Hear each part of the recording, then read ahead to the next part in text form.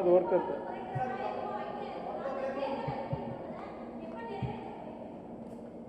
புரியல, திருப்பி சொல்லுங்க.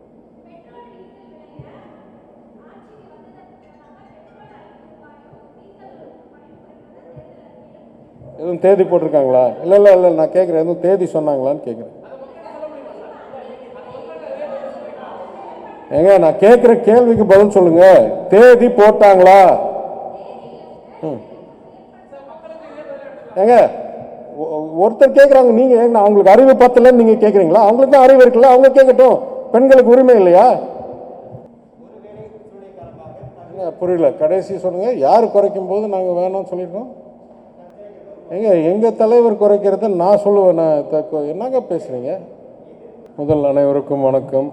ஞாயிற்றுக்கிழமை 11 மணிக்கு இங்கே எல்லாம் அங்கே அழைத்ததனால் வந்திருக்கிறீர்கள், நன்றி. ஒரே ஒரு கருத்து தான் இன்றைக்கி நான் பேச வேண்டியது, ரொம்ப எளிமையான கருத்து. ஆனால் நீங்கள் கேட்டிங்கன்னா அதுக்கு அடுத்து ஒரு 15-20 ஸ்லைட் முழுசாக தகவல் வச்சுருக்கேன். உங்களுக்கு தெரியும், எங்கள் தலைவர் கலைஞர் காலத்திலேருந்து இன்றைக்கு இருக்கிற எங்கள் முதலமைச்சர் தளபதியார் காலம் வரைக்கும் சொல்கிறதை செய்வோம், செய்வதை சொல்வோம் என்ற அடிப்படையில் தான் செயல்பட்டு கொண்டிருக்கிறோம். அந்த அடிப்படையில் போன வருடம் எதிர்க்கட்சியாக இருக்கும்போது சொன்ன பல காரியங்களை இப்போது ஆளுங்கட்சியாக வந்தவுடன் செய்து முடித்து காமிச்சிட்ருக்கோம். அதில் முக்கியமானது இந்த 5000 ரூபா கொடுக்கணும்னு போன வருஷம் சொன்னதை வெறும் 1000 ரூபா அரசாங்கம் கொடுத்ததை கூடுதலாக மிகவும் இக்கட்டான பொருளாதார சூழ்நிலையிலும் அந்த 4000 ரூபாயை 2 தவணையாக கொடுத்து கிட்டத்தட்ட 9000 கோடி ரூபாய் அரசாங்கம் செலவெடுத்திருக்கு. அதே மாதிரி ஒரு வெள்ளை அறிக்கை அரசாங்கத்துடைய நிதி நிலைமையை பற்றி வெளியிடுவோம் என்று கூறியிருந்தோம். அந்த பணி நடந்து கொண்டிருக்கிறது. ஆளுநர் உரை முடித்து ஒரு 2 வாரங்களுக்குள் அது வெளியாகும். பல வகையில் சொன்ன வார்த்தையை காப்பாற்றி கொண்டிருக்கிற எங்கள் அரசாங்கம் ஒரு குறிப்பாக இந்த பெட்ரோல் டீசலில் வேட்டை ஓரளவுக்கு குறைக்க முயற்சி செய்வோம் என்று சொல்லியிருந்தோம். ஆனால் இன்றைக்கு இருக்க சூழ்நிலையில் அது சாத்தியமில்லை. பலர் எங்களிடம் கேட்டுக்கொண்டிருக்கிறார்கள், சொன்னீங்களே செய்வீர்கள். உறுதியாக செய்வோம். எப்போ செய்வோம் என்றதற்கு விளக்கமாக ஏன் இப்போ செய்யவில்லை என்ற கருத்து மட்டும் நான் பகிர இங்கே வந்திருக்கிறேன். அதற்கு மேல் நீங்கள் எத்தனை கேள்வி வேணாலும் கேளுங்க, நான் அதுக்கு தெளிவாக பதில் சொல்கிறேன்.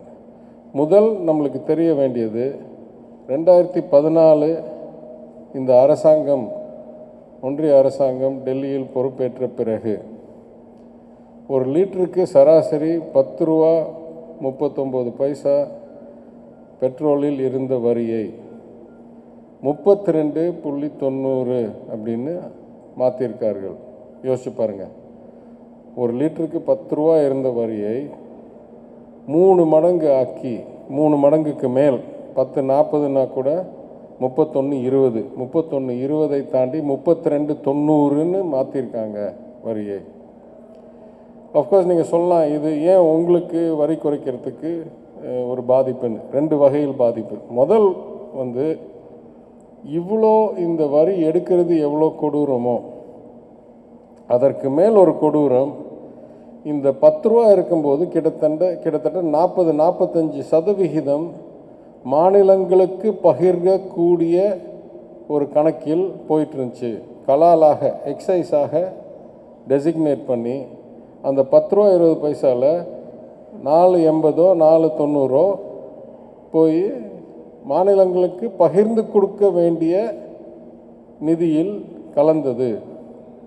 இன்றைக்கு இந்த 32 ரூபா 90 பைசாவில் 31 ரூபா 50 காசு மாநிலங்களுக்கு பகிர்ந்து கொடுக்காமல், இதை செஸ்ஸு சர்சார்ஜ்னு சொல்லி 1 பைசா மாநிலங்களுக்கு வராமல் இதை அவங்க முழுமையாக எடுத்துக்கொள்கிறார்கள்.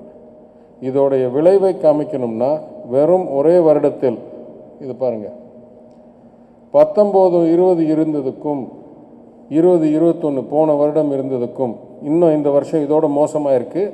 இன்னும் நடக்காததால் நான் காமிக்கலை. 20-21 வருடம் முடிந்து விட்டது. மார்ச் 31ஆம் தேதியோடு முடிந்து விட்டது.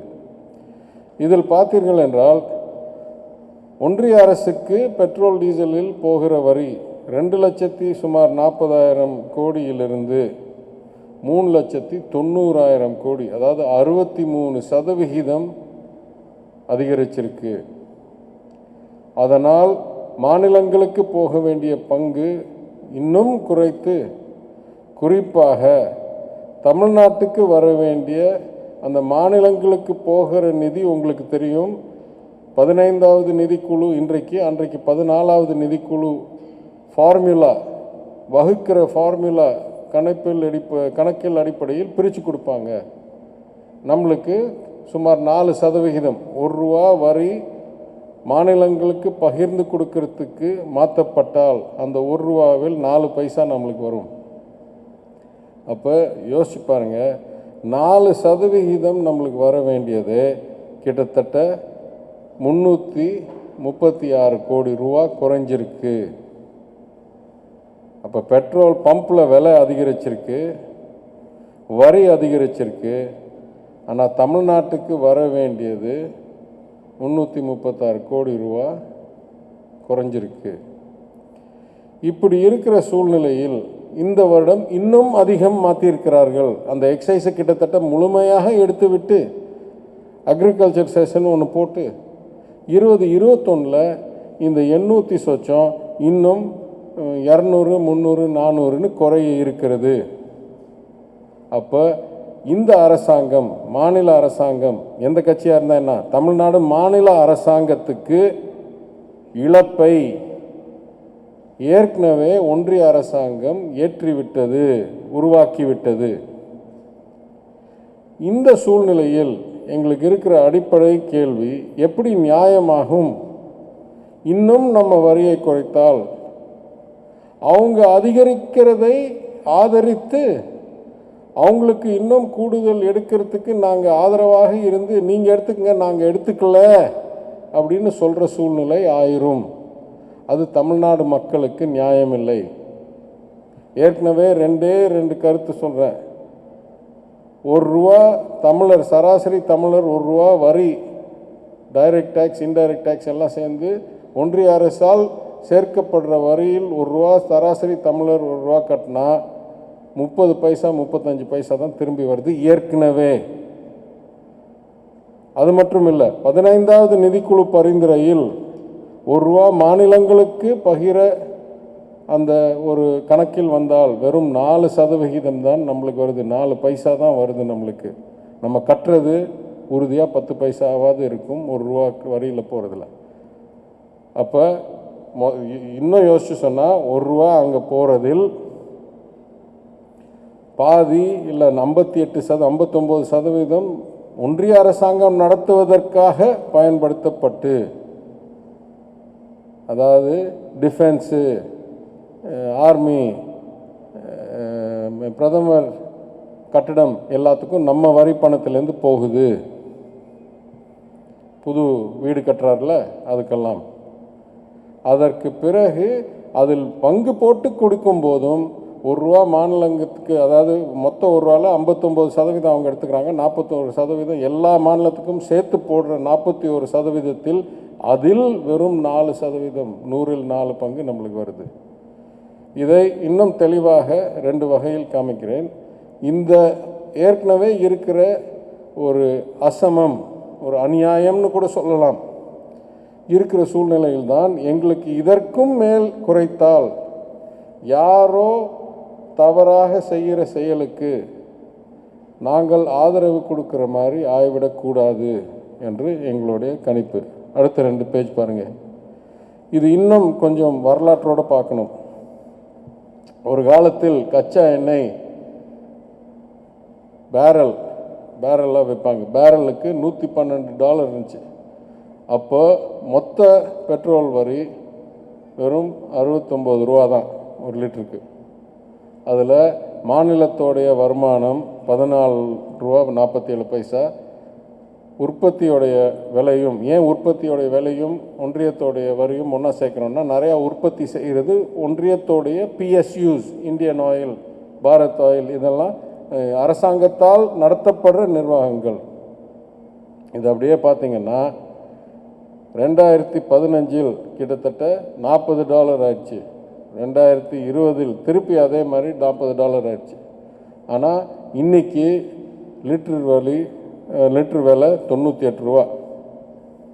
அதில் 23 ரூபா தமிழ்நாடு அரசாங்கத்தோடது, 70 ரூபா உற்பத்தி மற்றும் ஒன்றிய அரசாங்கத்தோடையது. இன்னும் குறிப்பாக சொல்கிறேன், இதில் டீசல் காமிச்சிடும். நான் இன்னும் 2-3 கருத்து தான் இருக்குது, இது முடிச்சிடும். டீசல் மாதிரி இதே கதை டீசலில் இன்னும் அதிகமாக. டீசலில் 17 ரூபா தான் தமிழ்நாடு அரசாங்கத்தோடைய வரி, 72 ரூபா ஒன்றிய அரசாங்கத்தையும் அந்த ஒன்றிய அரசாங்கத்துக்கும் அவங்க நடத்துகிற கம்பெனி கார்ப்பரேட்டுகளுக்கும் போகிற விலை. இப்போ யோசிச்சு பாருங்கள், 2011 $111 கச்சா எண்ணெய் பேரல் இருந்தபோது வெறும் 43 ரூபா 99 பைசா தான் டீசல் விலை. இன்றைக்கி வெறும் $44 கச்சா எண்ணெய் இருக்கும்போது 92 ரூபா டீசல் விலை. இது எப்படி நியாயமாகும்?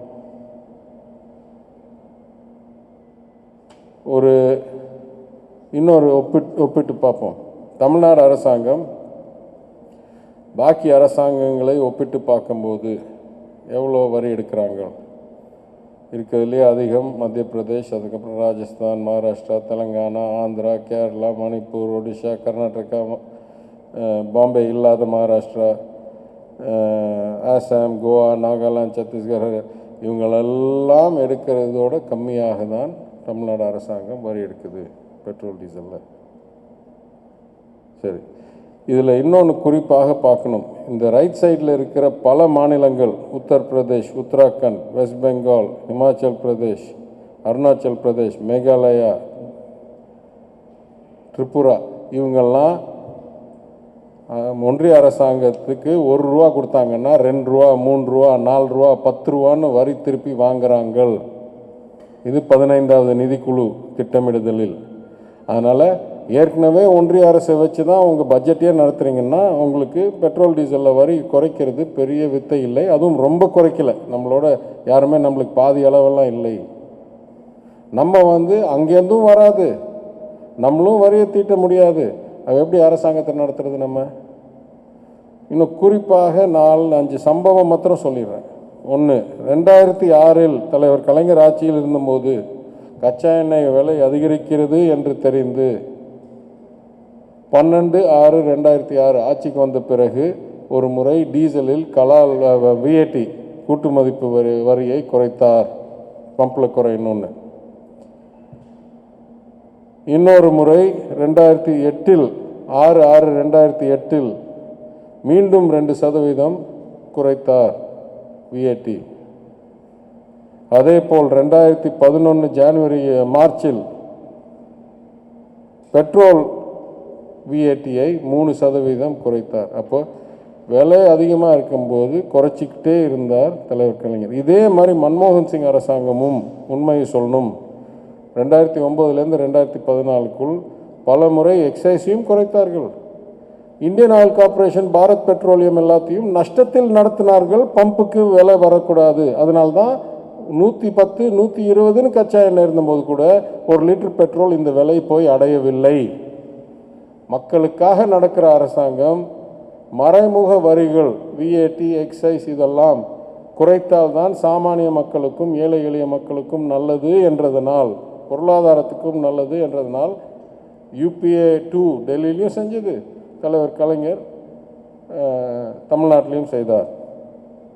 இந்த எங்களுக்கு முன்னால் இருந்த அரசாங்கம் 2017 டீசல் மீதும் பெட்ரோல் மீதும் இருக்கிற VATயை அதிகரித்தார்கள். அன்றைக்கு நானே எந்திரித்து அதற்கு எதிர்ப்பு தெரிவித்தேன். எதிர்ப்பு தெரிவிக்கும் போது சொன்னேன், இந்த ஆயிலெலாம் கமாடிட்டி சைக்கிளில் இருக்குங்க. இந்த சைக்கிளில் இருக்கும்போது ஏற்கனவே 110 போனும்போது நீங்கள் இதை சரி பண்ணல. அதுக்கப்புறம் சரிஞ்ச பிறகும் நீங்கள் இது பண்ணல. இப்போ 20, 30ன்னு தொட்டுட்டு திருப்பி ஏற ஆரம்பிச்சிருச்சு. $52 கச்சா எண்ணெய் வந்துருச்சு அன்றைக்கி பேசுகிற அன்னைக்கு. இப்போ போய் நீங்கள் விஏடியை அதிகரித்தீர்கள் என்றால், ஒன்று பம்பில் ஏற்கனவே இருக்கிற விலை இன்னும் கூடும். இரண்டாவது, ஏதாவது ஒரு ஷாக் வந்தோ இல்லை இந்த சைக்கிள் கண்டினியூ ஆகியோ கச்சா எண்ணெய் இன்னும் அதிகரித்தார். அன்றைக்கி சொன்ன வார்த்தை இன்றைக்கி உண்மையாயிருச்சு. லிட்டருக்கு 100 ரூபா ஆயிரப்போகுது பெட்ரோல். அப்போ பொருளாதாரம் மிகவும் பாதிக்கப்படும். ஏழை எளிய சாமானிய மக்கள், ஏன்னா இது இன்புட் காஸ்ட். விவசாயிக்கும் டீசல் வாங்கணும், மீனவருக்கும் டீசல் வாங்கணும், காய்கறி எங்கேயாவது கொண்டாந்து கொடுக்கறதுக்கும், விவசாய இடத்துலேருந்து சந்தாவை கொண்டாடுறதுக்கும் உழவர் சந்தை கொண்டாடுறதுக்கும் கொடுக்கணும், பொருளை நகர்த்துக்கு. So it is a input cost இந்த எக்கானமி. இதெல்லாம் பண்ணணும். ஆனால் அப்போ கேட்கல. ஆனால் இந்த அரசாங்கம் முழுசாக தப்பாக பண்ணுச்சுன்னு நான் சொல்ல மாட்டேன். போன வருடம் 2020 மேயில் எப்போ கச்சா எண்ணெய் $30 ஒரு பேலராக இருந்ததோ, அதாவது இயற்கையாக அதிகரித்து கொண்டிருக்கிற சைக்கிள் கொரோனா கோவிட் வந்ததுனால திடீர்னு விழுந்துருச்சு. பெட்ரோல் விலை வந்து கச்சா எண்ணெய் விலை வந்து $65 பேலர்லேருந்து $20 அப்படியே சரிஞ்சிருச்சு. உடனே இவங்களுக்கு வருமானம் வராமல் போயிடுச்சு.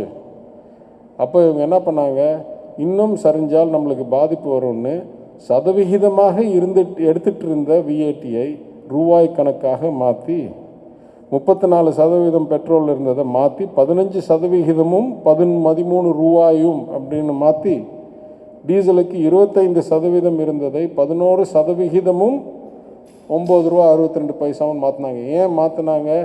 திருப்பி சரிஞ்சால் நம்மளுக்கு வருமானம் குறையக்கூடாதுன்னு. ஆனால் இன்றைக்கு என்ன ஆயிருக்கு, அது மக்களுக்கு நன்மையை கொடுத்துருக்கு.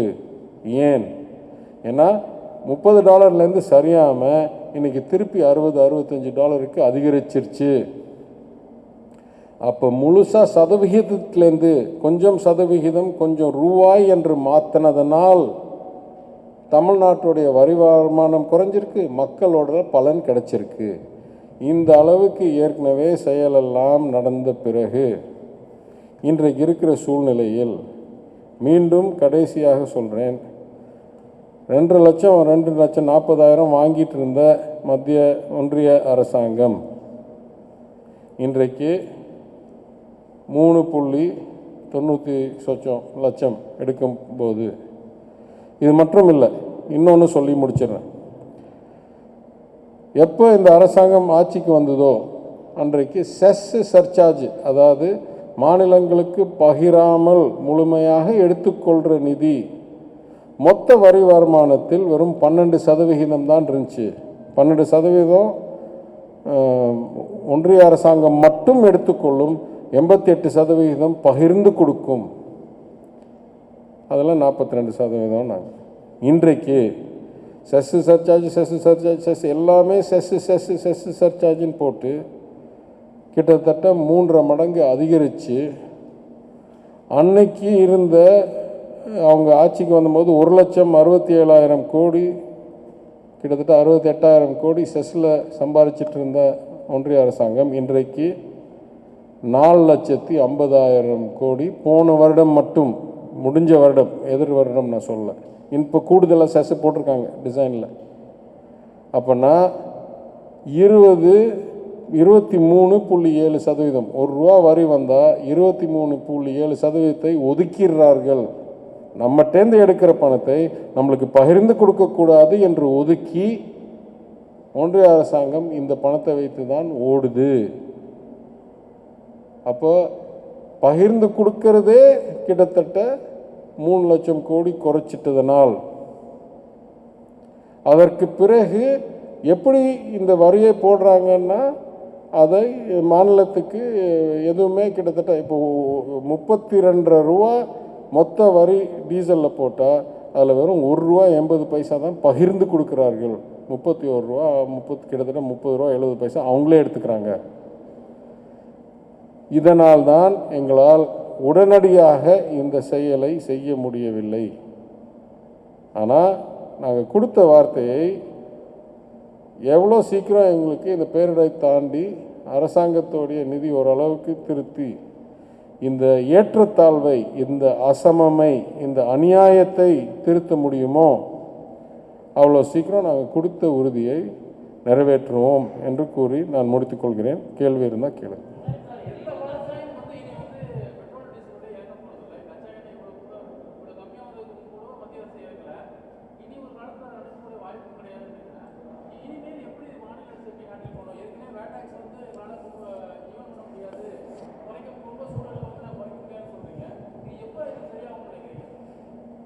அதாவது மாநில அரசு கூட்டாட்சி தத்துவத்தை பின்பற்ற வேண்டும். இது சுதந்திரத்துக்கு பிறகு இதுதான் முதல் அரசுன்னு நம்ம நினைக்கக்கூடாது. எத்தனையோ அரசாங்கங்கள் இருந்திருக்காங்க. 74 வருடம் ஆயிட்டு நம்ம சுதந்திரம் பெற்று. இந்த அளவுக்கு மாநில உரிமைகளை பறிக்கும், மாநில நிதியை பறிக்கும், மாநில அதிகாரத்தை பறிக்கும், மாநில உரிமையில் இருக்கிற பட்டியலில் இருக்கிற தலைப்பிலெல்லாம் ஒன்றியத்திலேயே சட்டத்தை உருவாக்கி இதெல்லாம் பண்ணுறது இந்த வரலாற்றில், நாட்டு வரலாற்றில் நம்ம பார்த்ததில்லை. அதனால் எந்த அளவுக்கு நீங்கள் கேட்குறது ஒரு நியாயமான கேள்வியோ அந்த அளவுக்கு நான் பதில் சொல்வேன். வரலாற்றில் காணாத ஒரு தீவிரமான, அதான் சரியான வேர்டு, தீவிரமான சென்ட்ரலைசேஷன். எல்லாமே நாங்கள் தான் எல்லா நிதி, நாங்கள் தான் எல்லா சட்டம், என்ன சாப்பிடணும், எப்படி பேசணும், யாருக்கு என்ன கற்றுக் கொடுக்கணும், யார் எப்படி வேலை செய்யணும், எல்லாமே நாங்கள் தான் சொல்லுவோம். அதுவும் நாடு பூரா ஒன்றா தான் செய்யணும்னு சொல்லுவாங்க அவங்களுக்கு விரும்பும்போது. ஆனால் ஆர்பிஐ மூலமாகவும் வங்கி மூலமாகவும் சொல்லுவாங்க, இல்லை வளர்ந்த மாநிலம் தமிழ்நாடு, அங்கெல்லாம் இனிமேல் ப்ரையாரிட்டி செக்டர் லெண்டிங் பண்ணவே தேவையில்லை, இலவசமோ இல்லை குறைந்த வட்டியில் இருக்கிற கடனோ போய் பாக்கி மாநிலத்தில் கொடுங்க. இல்லை நிதிக்குழு சொல்லுது, இல்லை வளர்ந்த மாநிலம் தமிழ்நாடு, அதனால் ₹1 வரி வாங்கினா 35 பைசா 32 பைசா கொடுத்தா போதும். ஆனால் உத்தரப்பிரதேசில் ₹1 வரி வாங்கினா ₹2 கொடுப்போம், பீகாரில் ₹1 வரி வாங்கினா ₹3 கொடுப்போம். இது நீடிக்கவே முடியாது. அதான் பல முறை சொல்கிறோம். நீங்கள் இப்படியே பண்ணிட்டு இருந்தீங்கன்னா இது ரொம்ப கடினமான சூழ்நிலையில் போய் சேர்க்கிறது. இதே ஜிஎஸ்டி கவுன்சில் மீட்டிங்லையும் நான் சொல்லியிருக்கிறேன். ஒன்றியம் என்றது மாநிலங்களுடைய ஒன்றியம், அதுதான் சட்டமைப்பு.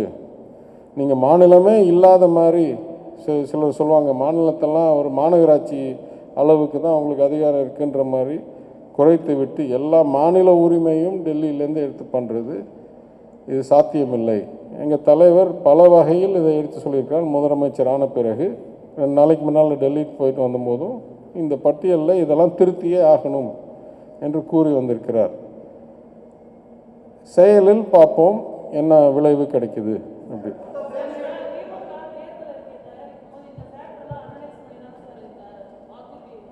பாருங்கள், இவர மாதிரி எனக்கு வரம் கிடைச்சா ரொம்ப சந்தோஷமாக இருக்கும். நான் உங்களுக்கு எதுவும் பணம் கொடுத்து செட் பண்ணல, உண்மை தானே?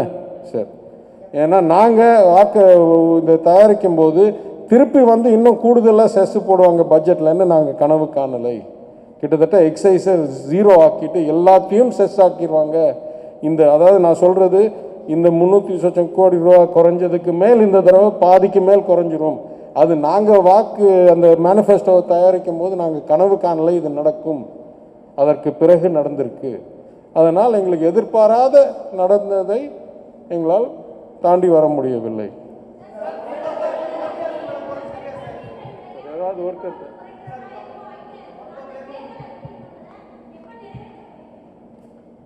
புரியல, திருப்பி சொல்லுங்க.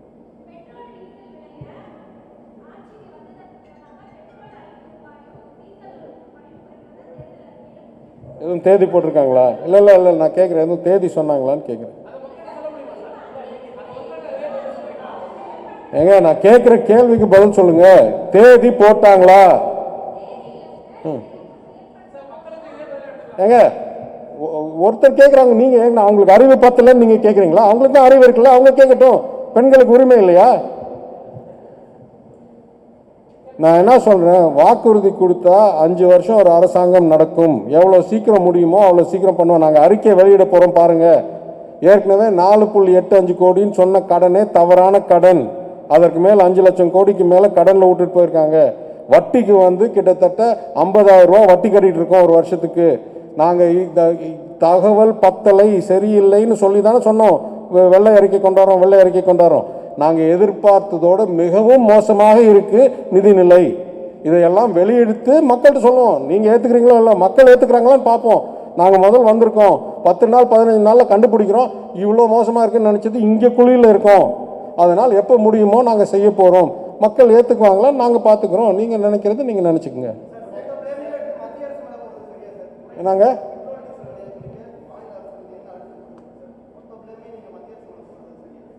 ஏங்க என்னங்க அழுத்தம், என்னங்க போடுறது? நான் கணக்கு காமிக்கிறேன்ல, உங்களுக்கு கணக்கு பண்ணிக்க தெரியல, நான் என்ன சொல்லட்டும்? நீங்கள் ஸ்கூலுக்கு போனீங்களா இல்லையா?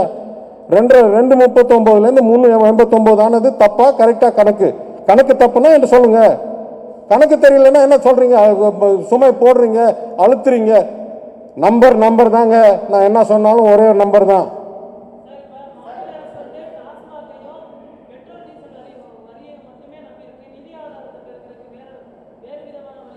ஏங்க என்னங்க பேசுறீங்க? நீங்களா கணிப்பு வச்சுக்குவீங்க எது நம்பி இருக்குன்னு. நாங்கள் இன்னும் 1 மாதம் ஆகி முழுசாக கொரோனாவில் அதை தடுக்கிறதுல பணியில் இருந்து இன்னும் ஆளுநரையும் ஆரம்பிக்கலை, இன்னும் வெள்ளை அறிக்கையும் வரல, இன்னும் நிதிநிலை அறிக்கையும் திருத்தப்பட்ட நிதிநிலை அறிக்கை வர வேண்டியிருக்கு. 5 வருஷம் வேலையை 1 வாரத்தில் பண்ணுவீங்கன்னு நினச்சிங்கன்னா அது உங்களுடைய தவறு. நாங்கள் 10 வருஷத்துக்கு பிறகு ஆட்சிக்கு வந்திருக்கோம். கொஞ்சம் கொஞ்சமாக தான் எல்லாம் என்னன்னு தெரிஞ்சுக்கிறோம். தகவல் அவ்வளோ வெளியிட வரலை. பாருங்கள் எத்தனை வெள்ளை அறிக்கை வரப்போகுது. அந்த வெள்ளை அறிக்கை வரும்போது என்ன முழு சூழ்நிலைன்னு தெரிஞ்சுக்கிட்டு, நான் திருப்பி சொல்கிறேன், டாஸ்மாகை வச்சு அரசாங்கம் நடக்கிறதுலாம் தவறான கருத்து. அது நான் எத்தனையோ அளவில் கணக்கோடு சொல்லியிருக்கிறேன். ஆனால் அறிக்கை வர உங்களுக்கு தெரியும். மொத்தத்தில் அடிப்படையாக சொல்கிறேன், நீங்கள் கேட்டதுனால ஒரே ஒரு கடைசி கணக்கு சொல்கிறேன். டாஸ்மாக்லேருந்து வர்ற மொத்த வருமானம் 30,000 to 35,000 கோடி ரூபா. ஆனால் 15வது நிதிக்குழு, 14வது நிதிக்குழு, ஆர்பிஐ, சிஏஜி தணிக்கை குழு 4 பேரும் சொல்கிற கருத்தை நான் 2017லேருந்து திருப்பி சட்டமன்றத்தில் சொல்லிட்டு இருக்கேன். மாநிலத்தோடைய சுய வருமானம், ஸ்டேட்ஸ் ஓன் ரெவென்யூ, உற்பத்தியில் 10-11% இருந்தது தலைவர் கலைஞர் காலத்திலையும் அம்மையார் ஜெயலலிதா காலத்திலையும்.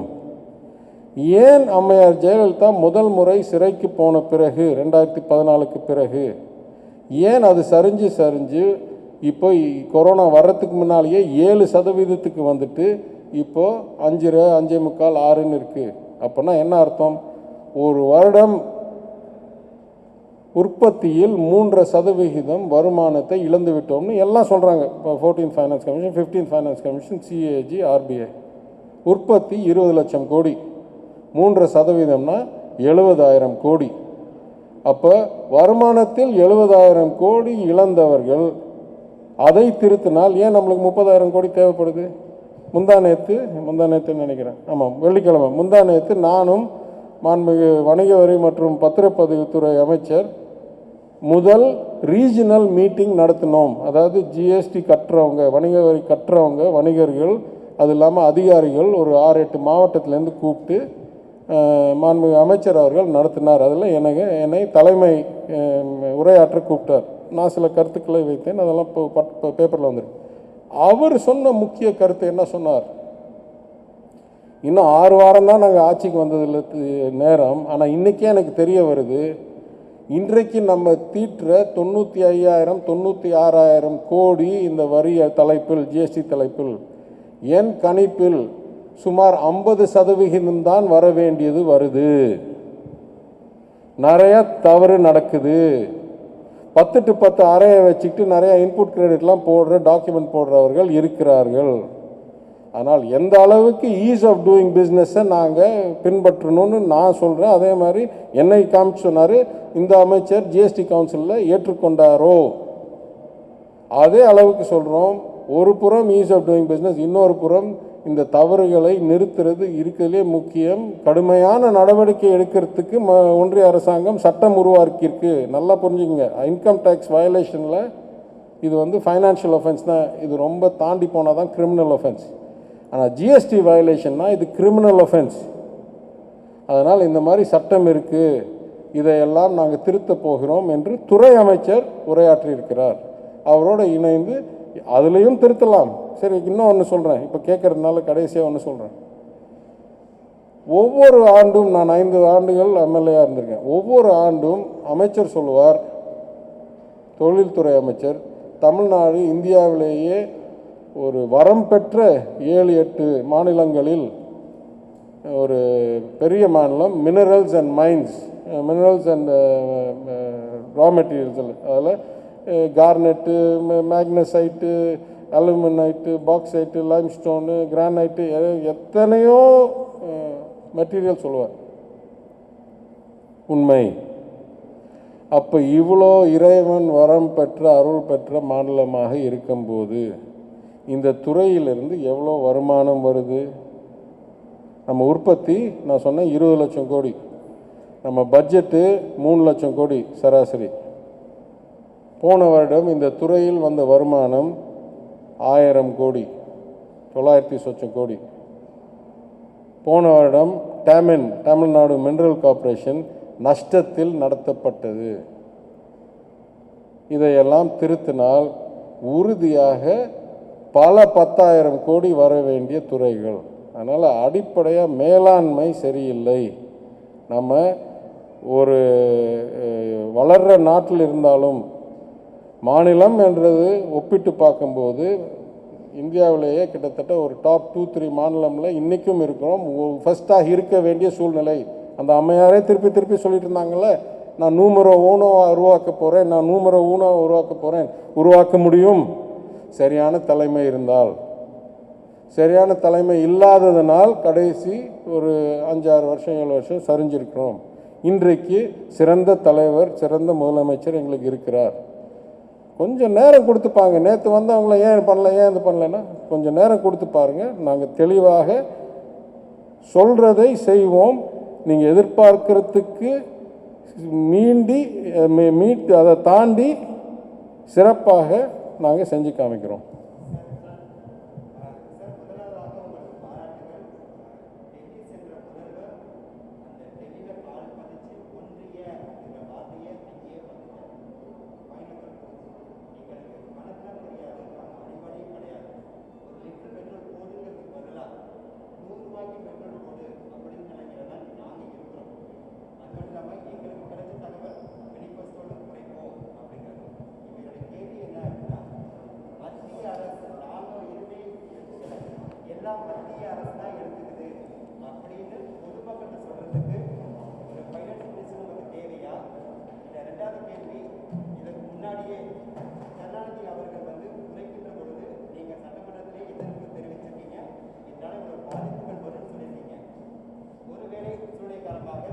புரியல, கடைசி சொல்லுங்க. யார் குறைக்கும் போது நாங்கள் வேணும்னு சொல்லியிருக்கோம்?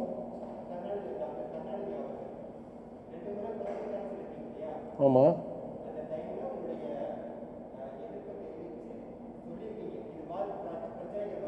எங்கள் தலைவர் குறைக்கிறத நான் சொல்லுவேன். நான் என்னங்க பேசுகிறீங்க?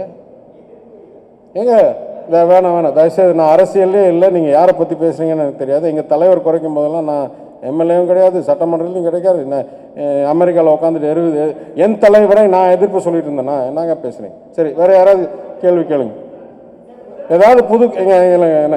ஏதாவது புது கேள்வி இருந்தால் கேளுங்க. இதெல்லாம் எனக்கு பதில் சொல்கிறதுக்கு இல்லை. Not no, this is not a one man show. Anybody else has a question, ask me. No no no no no no. நீங்கள் என்ன வேணாலும் எடுத்துக்கங்க. சரி ஏங்க,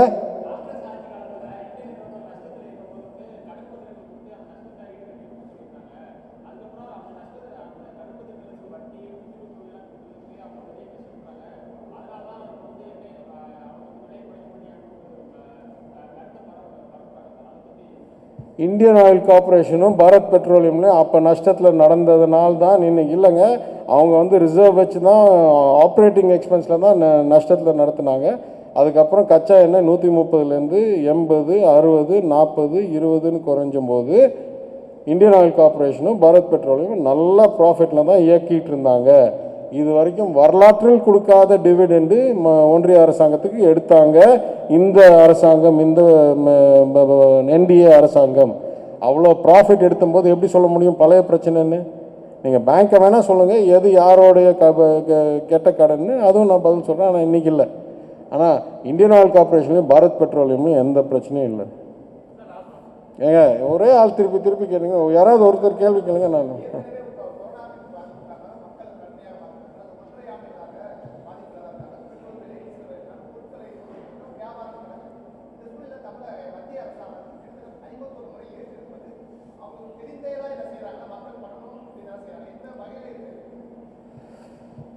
அதாவது நான் கொஞ்சம் ஆழமாக சொல்கிறேன். ஏன்னா சிலருக்கு தெரியும், ஒரு பட்ஜெட் முடியும் போதும் நான் எதிர்கட்சியில் இருக்கும்போதே கூப்பிட்டு 2-3 மணி நேரம் பேசுவோம். ஏதாவது தத்துவத்தை பகிர்வதற்கு ஒரு வாய்ப்பு.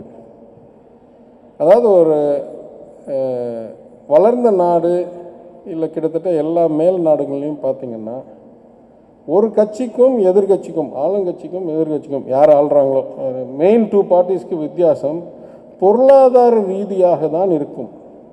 இது சுயமரியாதையா இல்லையா, இல்லை ஹிந்துத்துவாவா, இதெல்லாம் ரொம்ப கம்மி. இப்போ கொஞ்சம் வளர ஆரம்பிங்க. ஆனால் அமெரிக்காலேயோ இல்லை லண்டன்லேயோ இல்லை வேறு எங்கேயாவது போனால் ரைட்டு லெஃப்ட்டுன்னு வாங்க. யார் கொஞ்சம் சோஷியலிசம் கம்யூனிசம் பக்கம் போகிறது ஜாஸ்தி, யார் கொஞ்சம் கேபிட்டலிசம் மார்க்கெட் சந்தா பக்கம் போகிறது ஜாஸ்தி. இதுதான் அடிப்படை வித்தியாசம். அந்த வழியில் பார்த்தா இந்தியாவில் கிட்டத்தட்ட எல்லாமே வேறு அடிப்படையில் தான் வித்தியாசம் இருந்தது. நான் சொல்கிறேன், சுதந்திரத்திலேருந்து இந்த 2014 இன்னும் சொன்ன 2016-17 இந்த இதே பிரதமர் இருக்கிற வரைக்கும் எல்லாரும் சோஷியலிஸ்ட் மாடலில் தான் இருந்தோம். ஏழை எளிய மக்களுக்கும் சாமானியர்களுக்கும் அதிகமாக பொது சேவைகள், பொருட்கள், குடிதண்ணி, ரோடு, கேஸு, இதுதான் முக்கியம். முதலாளித்துவத்துக்கு நம்ம அவ்வளோ முக்கியத்துவம் கொடுக்க தேவையில்லை, அவங்களாம் வளர்கிறாங்க ஏற்கனவே அப்படின்ற சூழ்நிலை இருந்தது. இப்போ என்ன இருக்கிற சூழ்நிலைன்னா, இது நான் அப்புறமா உங்களுக்கு இன்றைக்கி சாயந்தரத்துக்குள்ளே இதெல்லாம் பேசணுமோ இதுக்கெல்லாம் அடிப்படையாக நான் ஒரு டாக்குமெண்ட்டை அனுப்புகிறேன். நேர்முக வரி, அதாவது கார்ப்பரேட்ஸ்லேருந்தும் கம்பெனிலேருந்தும் பணக்காரங்கிட்டேருந்து அதிகமாக எடுக்கிற இன்கம் டேக்ஸும் மிகவும் சரிந்து வேறு வழி இல்லாமல் அந்த வருமான இழப்பை பொதுமக்களிடம் தீற்ற அளவுக்கு வந்துருச்சு இந்த அரசாங்கம். இது ஃபேக்சுவல். இது அடிப்படை தத்துவத்தில் பிழைவு என்று நான் சொல்கிறேன். நான் எந்த செயலை வரும் சொல்ல, ஆமாம் 30வது தடவையா 40வது தடவையா 50வது தடவையா, ஏன் 50 தடவை பண்ணுறீங்க? ஏன்னா உங்களுடைய தத்துவமே தவறான தத்துவம். எங்களை பொறுத்த வரைக்கும் ஒரு அரசாங்கம், நான் திருப்பி சொல்கிறேன், நம்மளுடைய கடமை நிதியை தீட்டணும். நிதி தீட்டலைன்னா அரசாங்கம் நடத்த முடியாது. எவ்வளோன்னு நான் சொல்கிறேன், ஒரு 10-11% சுயம்போ நம்ம ஒன்றியத்துக்கு கொடுக்குறது, திருப்பி 4 வாங்கி 15% உற்பத்தியில் நம்மளுடைய பட்ஜெட் இருந்தால், வருமானம் இருந்தால், அது நல்ல மேலாண்மை. இது முதல் கடமை. இரண்டாவது கடமை, நல்ல பொது பொருட்கள் சேவைகள் உருவாக்கணும். எல்லாருக்கும் குடிதண்ணி, எல்லாருக்கும் நல்ல பள்ளி, எல்லாருக்கும் நல்ல கல்லூரி, எல்லாருக்கும் நல்ல குப்பை அகற்றல், பாதாள சாக்கடை திட்டம், சாலை திட்டம். இது ரெண்டாவது. மூணாவது, இருக்கிறதுலேயே பாதிக்கப்பட்ட ஏழை எளிய மக்கள், அதுவும் மாற்றுத்திறனாளிகள், விதவைகள், முதியோர்கள், இவங்களுக்கெல்லாம் பென்ஷன் கொடுக்கறது. எப்படியாவது இவங்களுடைய அடிப்படை வாழ்க்கை, யாருமே உணவில்லாமல் போகக்கூடாது, யாருமே ஒரு இடம் தங்குறதுக்கு இல்லாமல் போகக்கூடாது அப்படின்றது. Taking care of the weakest, safety நெட்டுன்றது மூணாவது. நாலாவது, வளர்ச்சிக்கு உட்கட்டமைப்பை உருவாக்குறது. போர்ட்ஸ், இண்டஸ்ட்ரியல் எஸ்டேட்ஸ், இதெல்லாம் கொண்டாந்து தனிநபர்கள் லாபத்துக்காக ஆர்வத்தோடு அவங்கள ஈர்த்து, அவங்க ஆர்வத்தோடு முதலீடு செய்து வேலை வாய்ப்பு உருவாக்கி வளர்ச்சி அதனால் வரி நம்மளுக்கு வர்றது. இது ஒரு நல்ல சைக்கிள். இதில் உறுதியாக நம்ம சொல்ல வேண்டியது, 60% வரியாவது நேர்முக வரியிலேருந்து தான் வரணும். யார்கிட்டேருந்து எடுக்கிறேன்னு தெரிஞ்சுட்டு தான் இது நியாயம். ஏன்னா 2 லட்சம் சம்பாதிக்கிறவர்கிட்ட வரியே இருக்கக்கூடாது, 5 லட்சம் சம்பாதிக்கிறவர்கிட்ட 5%, 40 லட்சம் சம்பாதிக்கிறவர்கிட்ட 30%, இந்த மாதிரி. ஏன்னா எல்லாத்துக்கும் வாழ்கிறதுக்கு ஒரு அடிப்படை தேவை இருக்குது. அதே மாதிரி கார்ப்பரேட் கம்பெனிகிட்ட நிறையா சதவீதம். இன்றைக்கி இது பார்த்திங்கன்னா, ஒரு காலத்தில் கிட்டத்தட்ட 38-40% கார்ப்பரேட்லேருந்து வந்துட்டு இருந்த வரி, மொத்த வரியில் இன்றைக்கி 23%க்கு சரிஞ்சு விட்டது. இன்கம் டேக்ஸில் ஒரு காலத்தில் 18-19 வந்துட்டு இருந்தது, இன்றைக்கும் அதே 21, 20, 21 இருக்குது. அப்போ மொத்த நேர்முக வரி கிட்டத்தட்ட 10-12% குறைந்து விட்டது. இந்த வரியை யார்கிட்டேருந்து எடுக்கிறீங்க? சாமானியன்ட்டேருந்து எடுக்கிறீங்க, பொதுமக்கள்கிட்டேருந்து எடுக்கிறீங்க. அதனால் அடிப்படை தத்துவமே எங்களுக்கு விரோதமான தத்துவம்னு முதல்லேன்னு சொல்லிட்டு இருக்கோம். இந்த வரி தத்துவம் இது தவறான. நாங்கள் இப்போ நான் திருத்தம் சொன்னதெல்லாம் நான் என்ன சொன்னேன்னா, நான் போய் சாமானின்ட்டு திருப்பி பெட்ரோல் வரி போட்டால் நான் சொன்னேன் மைனிங்கில் வரல. மைனிங்கில் எங்களுக்கு வரலன்னா என்ன, யார்கிட்ட போகுது?